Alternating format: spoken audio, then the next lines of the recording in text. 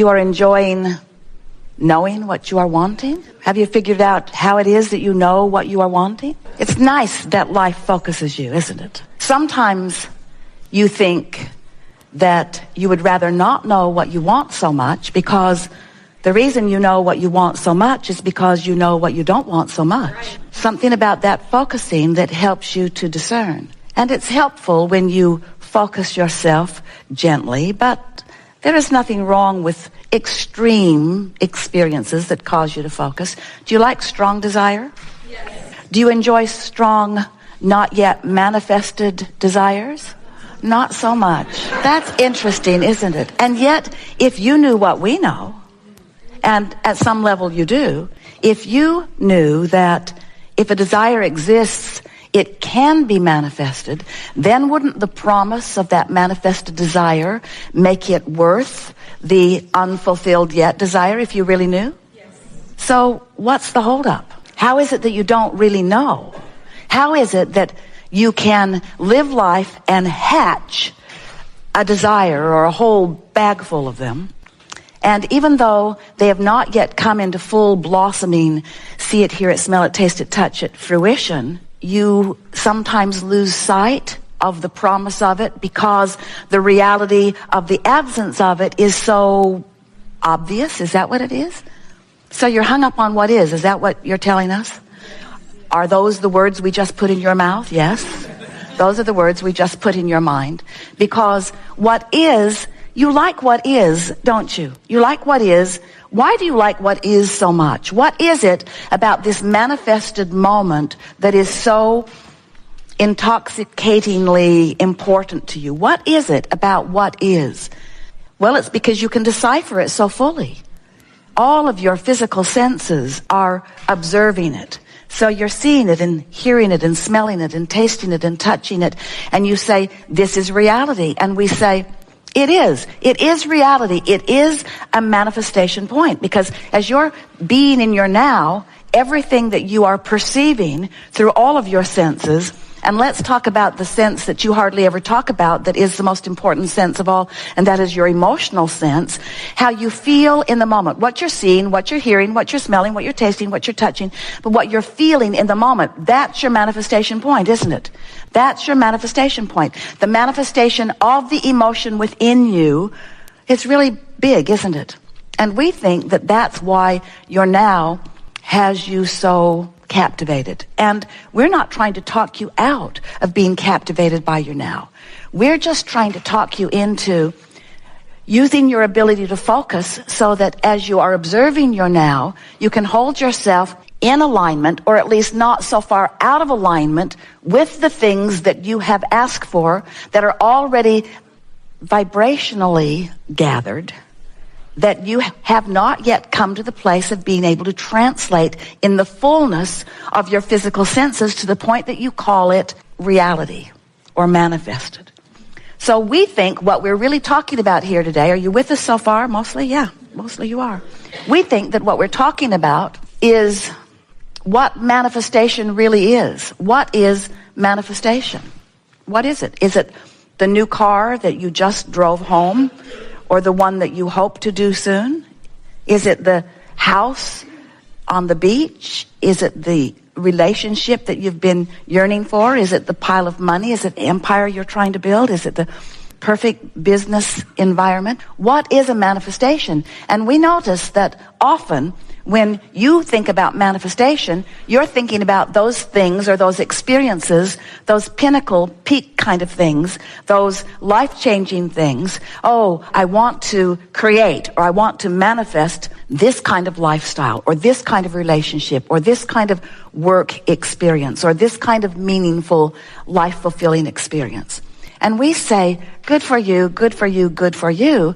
But when we talk about manifestation, we're talking about right here, right now. What has manifested in your life, which means how do you feel about your money? How do you feel about your body? How do you feel about your relationships? How do you feel about your economy? How do you feel about your government? How do you feel about your world involvement? How do you feel about your ecology? How do you feel? How do you feel? How do you feel? What is your perception of life? What is your manifested right here, right now perception of life. And the big question is, does it include, or better said, are you allowing it to include who you really are and what you really know and what you really think and what you really feel about all of that? Because most humans, the beasts are an exception because they're tuned in, tapped in, turned on.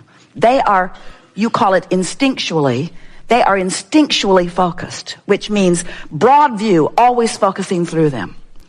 But humans, we love you very much. Humans have managed to focus yourselves apart from the fullness of who you are, so that in many of your manifested moments, you're not allowing all that you have become. And that is so interesting to us, because all day, every day, as you've been sifting through the variety of life, it has caused you to create a vibrational version of you, which is where we stand, which is always the precursor to your manifested version. But you know what's required for your manifested version of you? Only vibrational compliance, only emotional compliance. You only got to be in the mood for what you're asking for, and it must be. That's all it is. Your attitude, your mood must line up with what you want. And if you're so hung up on reality, and if you're letting reality, which sometimes includes the absence of the new car, the new lover, the old lover, the good body, or whatever it is you're reaching for, if you're facing reality and noticing the absence of something wanted, and that absence is now dictating your mood, your manifested attitude, your manifested worldview, your manifested personal view. If your view is dictated to you or influenced to you, and you are in that vibration, which equals the mood or the emotion, you are depriving yourself of that full view. All that means is you've pinched yourself off from something that really is, and you can't see it yet. It's so interesting to talk with our physical friends, because you, we love you very much, have such a warped view of reality. It's so warped. It's like you have a big house and every room is beautifully furnished and immaculately tended to and technologically brilliant. It's just this fabulous house with this incredible view, surrounded by the most beautiful plants, and you have decided to live in the closet with the vacuum. And sometimes other people come to visit you and they look around your house and they say, "Oh, wow. Oh, I would give anything to live here." And you'd say, "Why? Why?" Because without meaning to, you have practiced yourself into viewpoints that are depriving you of the fullness of all that you are. And we want you to come out into the rest of your house. We want you to come out into your world. We want you to find a way a little more every day to allow your full view of not just what is, but what is becoming. Because what is changing in relationship to what your viewpoint is, you see. Everything is perceptual. So if you are sick, it's a perceptual thing. And often you will say, no.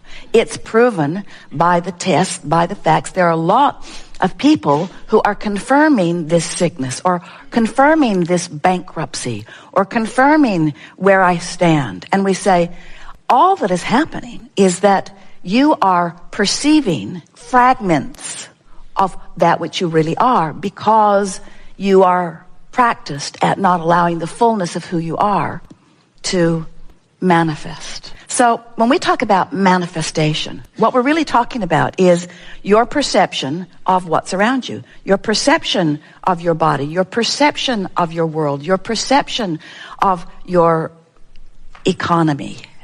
That's the big one these days. So many people perceiving based upon what other people are perceiving. That's like saying, well, my mother lived in the closet and her mother lived in the closet, and I thought we were just supposed to live in the closet.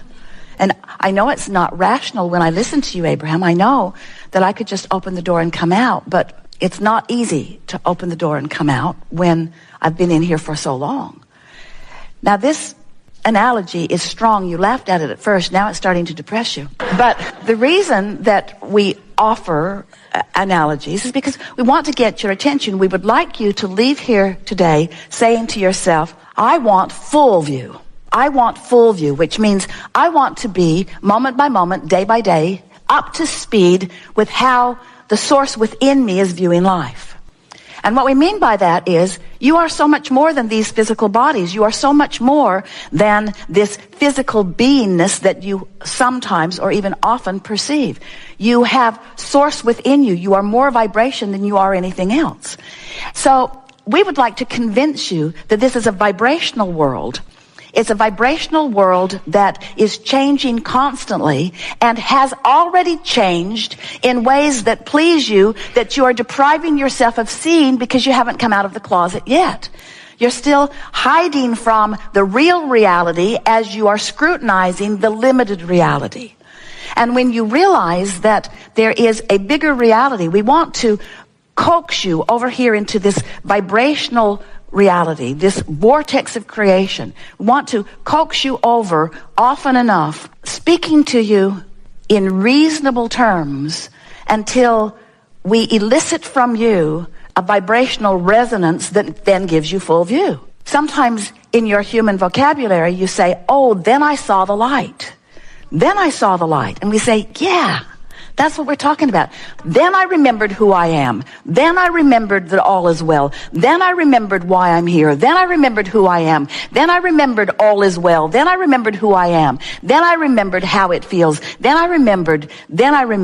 And it's a visceral memory. It's a lighthearted memory. It's a all is well memory. It's everything is good memory. It's that it doesn't matter what appears to be through my screwy, limited, self-inflicted interpretation of manifestation. We want you to hear us and believe us when we say there are manifestations in your vortex that if you will hope for them and believe for them and eventually come to know them, they will manifest in full view for you. Have you ever had an experience of sharing the planet with others who don't see it the way you do? Has that ever happened to you? Have you ever been in a particular place in time where you were laughing and someone else was crying and you were standing in the same space? Have you ever noticed that perception is about what's happening to you individually, not about what's happening to you collectively? But if you are able to drum up enough attention to the collective, from CNN does a good job of it and so forth, that the individual perspective is then skewed by the larger perspective, then you begin feeling much the same way, and then you begin having more and more of the same experiences. That's really what economic tides are about. In other words, if you could listen as a collective consciousness to 30 days of good news about your economy, it would become a global reality. You don't have to wait for them to figure that out. It can become a personal reality, you see. You don't have to wait for anyone to figure out. You don't have to wait for the manifestation that you've been observing to improve before your mood improves. In fact, that's backwards of what deliberate creation is. If you can figure out how to improve your mood, your improved mood will put you in a vibrational resonance with the broader point of view. And when your personal point of attraction harmonizes with the point of view of the source within you, you have a point of attraction that is so powerful, nothing can keep it from being. But if you let your point of attraction get separated from that larger view, there's not enough action in the world. You cannot buck your own current, you see. So now we're going to start at the beginning of this, just briefly. We know you've heard it from us, but in light of what you just heard us say, now we're going to rework that into the picture that you've been hearing before. So you were source energy before you came into these physical bodies, and the larger part of you still is source energy. Now, many of you want to say, blah, blah, blah, blah, blah. I don't care about that part of me. I don't even remember that part of me. Don't talk to me about that part of me. And we say, we have to talk to you about that part of you because that's your source, that's your power, that's your clarity, that's your wellness, that's your energy stream, and you want that to be your point of attraction. If you're running around in this physical body and your point of attraction is just based upon the stuff you think all day, you're in deep doo-doo because you watch CNN.